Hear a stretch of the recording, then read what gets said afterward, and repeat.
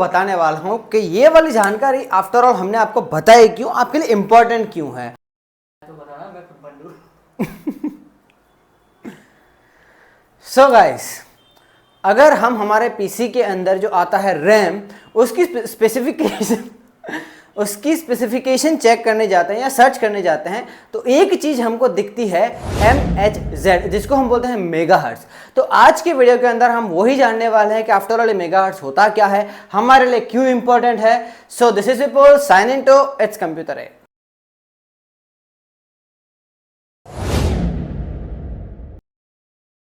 देखो क्लच, फिर थोड़ा ऐसे करी जाएगी।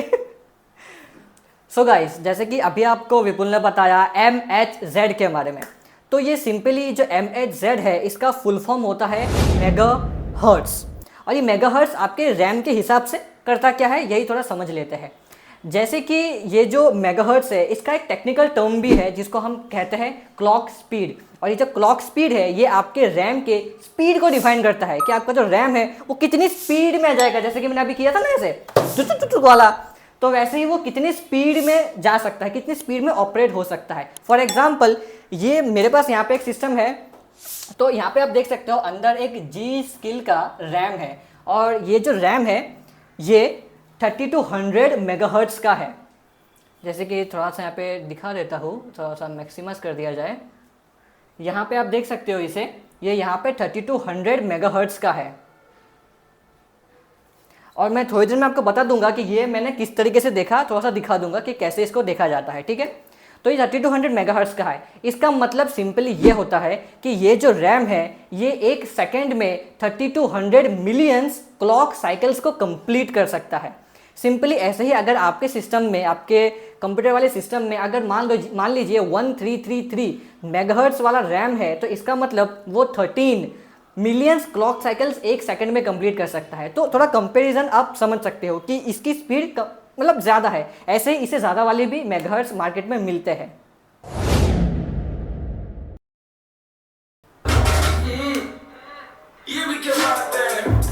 बस कॉपीराइट आ जाएगा, तो मैं बात आपको बताता हूं कि कौन सी बात है। हाँ, सो बात यह है कि मैं आपको एक छोटी सी इंफॉर्मेशन देने आया हूं।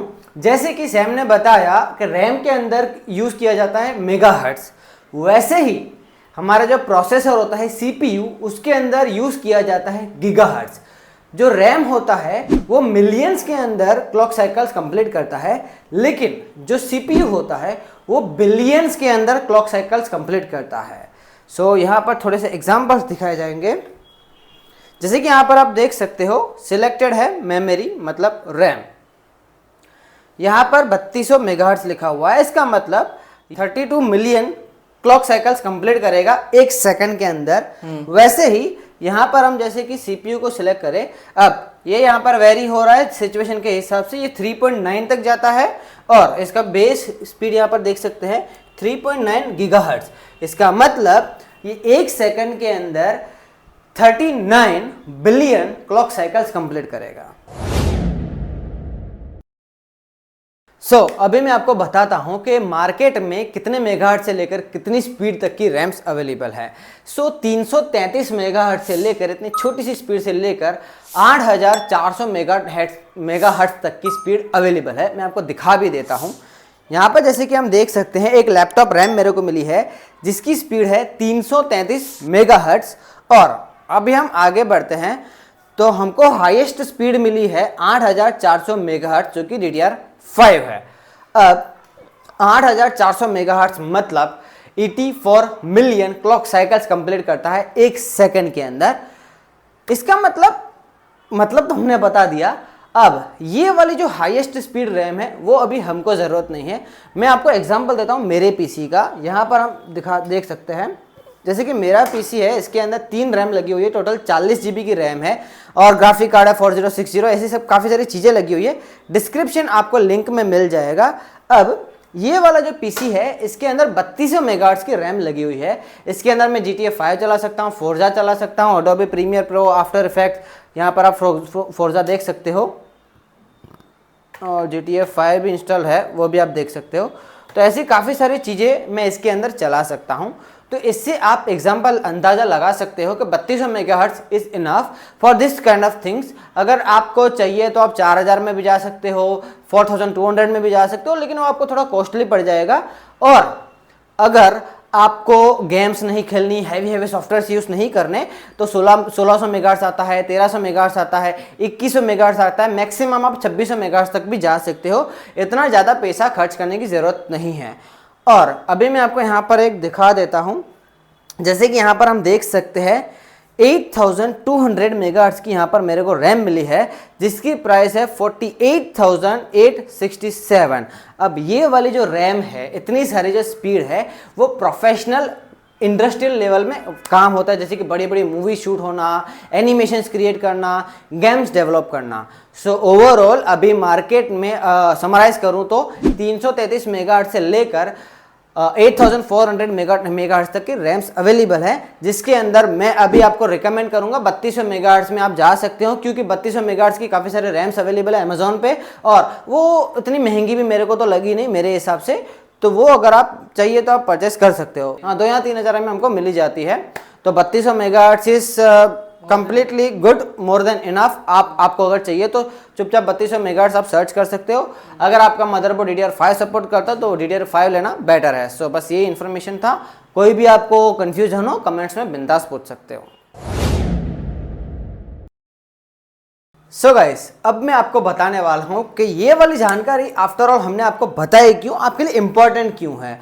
बिकॉज जैसे कि अभी आप जान चुके हो कि मेगाहर्ट्ज होता क्या है, और जितनी ज़्यादा मेगाहर्ट्ज उतनी ज़्यादा स्पीड, उतना मेरे लिए अच्छा। अब इसका मतलब ऐसा तो नहीं कि आप रैंडमली जाओगे शॉप पर, बोलेगा भैया ये वाला रैम मेरे को दे दीजिए, या तो फिर आप अमेजोन पे जाओगे, कोई भी मेगाहर्ट्ज वाला रैम, कोई भी कंपनी का कुछ भी आप उठा लोगे और अपने पीसी के अंदर डाल दोगे। ये पॉसिबल नहीं है, वो अच्छी तरह से काम उस हिसाब से काम नहीं करेगा। तो इसके लिए आपको जानना रहेगा कि आफ्टर ऑल मेरे पीसी के अंदर कितनी मेगाहर्ट्ज की रैम चल रही है। वो बताएंगे ये वाले अंकल। देखिए अंकल, माइक चालू कीजिए।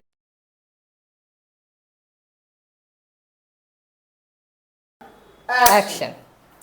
सो फ्रेंड्स, सिंपली अगर आपको जानना है कि आपका जो सिस्टम होगा, पीसी सिस्टम, उसमें कितना मेगाहर्ट्ज का रैम अवेलेबल है, तो वो सिंपली जानने के लिए, जैसे कि अभी ये वाला सिस्टम अभी यूज़ इसमें हो रहा है, तो इसमें कितना है मैं आपको दिखा देता हूँ। सिंपली आपको जाना है विंडोज़ में, विंडोज़ के बटन पे क्लिक करना है, फिर उसके बाद यहाँ पे लिखना है TASK, टास्क मैनेजर। यहाँ पे टास्क मैनेजर करके ये सेक्शन आ गया, यहाँ पे क्लिक करना है। फिर उसके बाद ये ऐसा एक सेक्शन ओपन हो जाएगा, ठीक है। फिर वहाँ पे एक ये पोजीशन दिखेगा आपको परफॉर्मेंस का, यहाँ पे परफॉर्मेंस का एक सेक्शन आपको दिख रहा है, यहाँ पे क्लिक करने सिंपली, और यहाँ पे काफ़ी सारे अलग अलग टैब्स आ चुके हैं। यहाँ पे CPU है, मेमोरी है, डिस्क है, फिर यहाँ पे ग्राफिक्स कार्ड है, वाईफाई है। तो सिंपली हमको रैम का देखना है, इसका मतलब मेमोरी का देखना है, तो मेमोरी का यहाँ पे है ये, इस पर सिंपली क्लिक करना है। यहाँ पे क्लिक ऑलरेडी हो सकता है, यहाँ पे क्लिक करना है। तो यहाँ पे बस ऐसे ही बता रहा हूँ मैं, यहाँ पे देखिए 39.8 GB का इसमें रैम दिखा रहा है, मतलब ऑलमोस्ट 40 GB का इसमें रैम है। बट इसका आपको मेगाहर्ट्ज देखना है, तो यहाँ पे आपको ये दिख रहा है, ये ध्यान से देखिए, स्पीड 3200 MHz, यानी कि 3200 मेगाहर्ट्ज का ये रैम है, इसमें रैम अवेलेबल है। जैसे कि यहाँ पे आपको जो ये चमकता हुआ जो दिख रहा है, ये रैम, ये 3200 मेगाहर्ट्ज का है, ठीक है। और अगर आपको CPU Z में देखना हो एग्जैक्टली थोड़ा और डिटेलिंग के साथ, तो यहाँ पे आपको दिख रहा है अलग अलग सेक्शंस। यहाँ पे CPU है, मेन बोर्ड यानी कि मदरबोर्ड, फिर इसके बाद है मेमोरी। तो यहाँ पे आप अलग अलग देख सकते हो, DRAM फ्रीक्वेंसी अभी कितनी चल रही है। फिर इसके बाद यहाँ पे चैनल्स है, ये देखिए टाइप DDR4 यहाँ पे दिख रहा है, और साइज इसका 40 GB का है ये मेमोरी, और यहाँ पे सारी और भी काफ़ी सारे अलग अलग इन्फॉर्मेशंस। इससे आप ये भी समझ सकते हो कि 3200 मेगाहर्ट्ज है यहाँ पर, लेकिन अभी फिलहाल के लिए 1600 मेगाहर्ट्ज 1500 मेगाहर्ट्ज के आजू बाजू इसको जरूरत पड़ रही है। हाँ, अभी फिलहाल के लिए ज़्यादा कुछ काम हो नहीं रहा इस सिस्टम के अंदर, इसलिए अभी इतना ही ये यूज़ कर रहा है। So friends, simply I hope आपको ऑलमोस्ट सारी चीज़ें समझ आ चुकी है इस वीडियो के अंदर। अगर कोई भी डाउट हो, कुछ भी पूछना हो, तो कमेंट सेक्शन में बता दीजिए। और बस हो चुका है। So this is Sam signing off, it's computer. बस जो आता है रैम, उसकी स्पेसिफिकेशन कर रहे थे, तो इसमें सिंपली क्या है, मेगाहर्ट्ज, MHz, वापिस ले, हगना ही है अभी तो। ना ना